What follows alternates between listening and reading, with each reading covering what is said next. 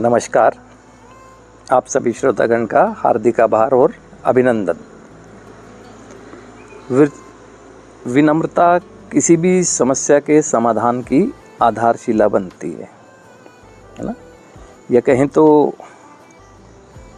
किसी भी व्यक्ति के जीवन सुधार के लिए विनम्रता का होना बहुत ज़रूरी है ना। और ये विनम्रता है क्या, और ये सुधार के लिए क्यों ज़रूरी है, और ये आती कैसे है, ये समझना बहुत ज़रूरी है। जैसे कि मेरा विषय जो है जागरूकता है, किस संदर्भ में, एक नशे से पीड़ित व्यक्ति के जीवन के सुधार के संबंध में, है ना। क्योंकि क्लीन तो वो कई बार रह लिया है, यानी स्वच्छ तो कई बार रह लिया है, यानी उसने कई बार नशे का त्याग करके देख लिया है ना।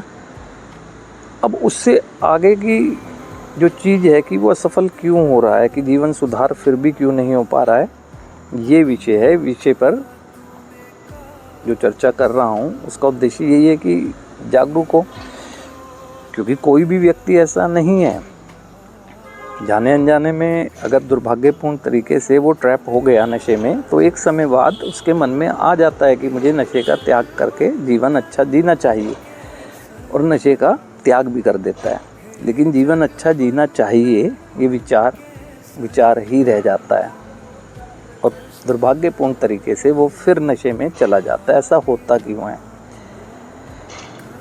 देखो, कहते हैं कि सुधार में सबसे बड़ी बाधा जो बनती है ना, वो नकारने की प्रवृत्ति बनती है, यानी डिनायल यानी सेफ्टी मैकेनिज्म, एक ऐसी सुरक्षा युक्ति जिसका इस्तेमाल अब तक नशे से ग्रसित व्यक्ति अपने बचाव के लिए करता रहा, अपने समस्या को छुपाने के लिए ना।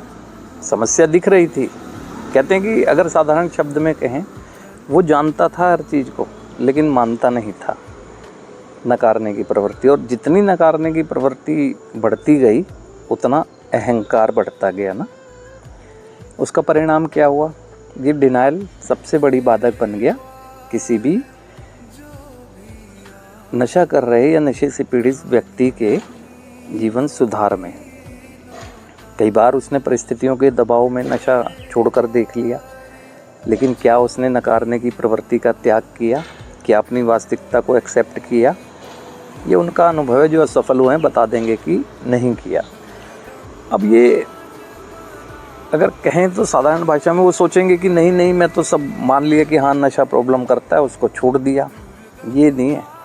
तो अपना ध्यान थोड़ा जानकारी को और क्लियर कर रहे हैं, है ना। नशा समस्या नहीं है, नशा तो एकमात्र लक्षण है हमारे भीतर की अंदरूनी आध्यात्मिक गड़बड़ियों का। ये ना भूलें कि जन्म से नशा नहीं कर रहा है। जन्म से जो संस्कारों में मिला, जो जीवन में आगे बढ़ने के लिए ज़रूरी सहयोग मिला, उसके बल पर सब कुछ अच्छा ही किया है। सोच पथ भ्रष्ट हुई ना, तो कमी किसकी हुई? नशा छोड़ दो और सोच ठीक ना हो, है ना। यहाँ है प्रॉब्लम ना। जब हम टारगेट ही गलत चीज़ को कर रहे हैं, हाँ उसका त्याग करना ज़रूरी है। वो इसलिए ज़रूरी है ताकि ये मस्तिष्क हमारे नियंत्रण में तो रहे। ये हाईजैक ही होगा तो हम समझेंगे किस चीज़ को, ये तो नशे के प्रभाव में चला जाएगा। तो इसका त्याग इसलिए करना ज़रूरी है ना। तो इसका त्याग करने के बाद ये तो क्लीन लाइफ दर्शाता है। अब हमें जीवन सुधार करना है। क्या हमने जो खो दिया है उसे पाने की कोशिश नहीं करनी है? जो एक गंवाने को तैयार चीज़ें बैठी हैं, है ना, तो क्या उसे पुनः प्राप्ति नहीं करनी है? तो इसका मस्तिष्क का हमारे नियंत्रण में रहना ज़रूरी है। अब जब एक व्यक्ति नशे के प्रभाव में रहता है तो करता क्या है? जानता है, मानेगा नहीं, कभी जस्टिफाई करेगा, डिनायल है ना। कभी स्पष्ट इनकार करेगा, डिनायल है। कभी लिप सर्विस करेगा, डिनायल है। इंटेलेक्चुअलाइजेशन, बुद्धिवादिता का परिचय देगा। किसी ने पूछ लिया अगर तो बताएगा कि दुनिया भी तो करती है, पार्टी फंक्शन, यहाँ पता नहीं क्या क्या करेगा। ये सब डिनाइल में आती हैं चीज़ें ना, रैशनलाइजेशन, बातों को घुमाना, डाइवर्जन, कंपेयर करने लगना। किसी ने पूछ लिया कि तुम समस्या में जब तो दुनिया तो करती है, उनको देखो इनको देखो, तो इससे क्या हुआ, जीवन सुधार हो गया? नहीं हुआ। तो ये कहा गया है कि जो बताया है, नकारने की प्रवृत्ति सुधार में सबसे बड़ी बाधक है और विनम्रता किसी भी समस्या के समाधान की आधारशिला बनती है। वो इसलिए अब हमें नशे से पीड़ित व्यक्ति को, जब वो नशा मुक्त है, अब उसे अपनी वास्तविकता को स्वीकार करना होगा। अब तक का जो उसका अनुभव है, हर बीता हुआ पल पास्ट है, उसे अपनी वास्तविकता को स्वीकार करना होगा ना।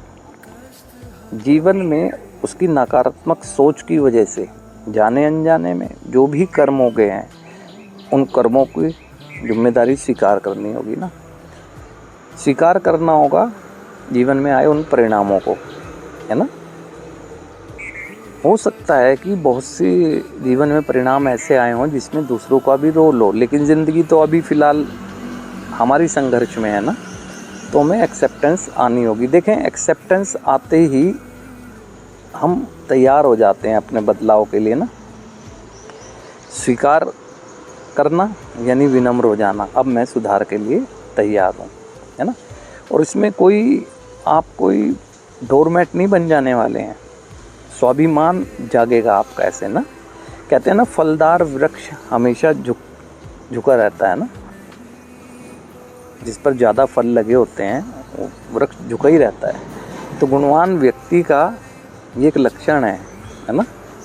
तो गुणवान व्यक्ति जैसे ही आप एक्सेप्ट करना शुरू किए, विनम्र हो गए, अब आपको कोई भी अगर कोई जीवन के लिए समझा रहा है कोई बात, उसे एक्सेप्ट करेंगे, क्योंकि आप स्वीकार कर चुके हैं अपने पास्ट को, जिसमें आपने अपनी सोच का प्रदर्शन किया है ना। और जैसे जैसे एक्सेप्टेंस बढ़ती जाती है ना, वैसे वैसे विनम्रता आती जाती है। आप क्षण क्षण में की गई गलतियों को भी जस्टिफाई नहीं करते हैं, एक्सेप्ट करते हैं कि हाँ मुझसे हुआ है ना। ऐसा करके भय की भावना भी नहीं रहते हैं, अन्यथा नकारने से आप तो जानते ही हैं, और वो जानने के बाद वो अंदर भय की भावना जो रहती है आपको जब तक डराती रहती है, जब तक परिणाम से आप निकल नहीं जाते हैं ना। तो विनम्रता आनी चाहिए ना। अपने करैक्टर डिफेक्ट्स को स्वीकार करना चाहिए, है ना। जो थे भी नहीं, आगे जब आइडेंटिफाई करेंगे हाँ मेरे अंदर है, तभी तो उस चीज़ को ठीक करेंगे। जब तक आप कमियों को डिफेंड करते रहेंगे तो कमियों को ठीक ही कहाँ करेंगे।